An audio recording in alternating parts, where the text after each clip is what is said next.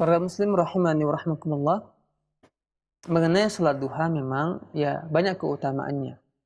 Bahkan Nabi Shallallahu alaihi wasallam menyebutkan salatul awwabin, yaitu salatnya orang-orang yang kembali kepada Allah Subhanahu wa taala.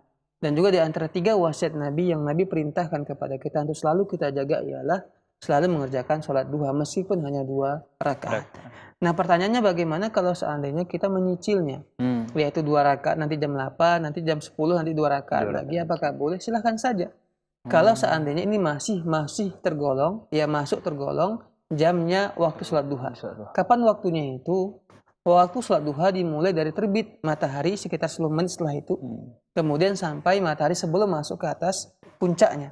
Kalau kita jamkan saat sekarang ini mungkin sekitar ya jam setengah 7, lewat 5 atau 10 lah kita katakan, sampai jam 12 tepat atau jam 12 kurang. Bisa kita katakan seperti itu.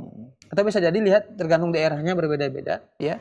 Kalau di Medan seperti itu. Intinya ialah sebelum matahari di atas puncaknya. Maka silahkan kita mengerjakan sholat duha. Begitu juga dengan sholat tahajud.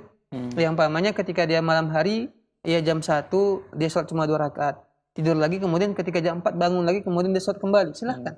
Ya, intinya dia masih mengerjakan sholat tahajud pada jam sholatnya tahajud.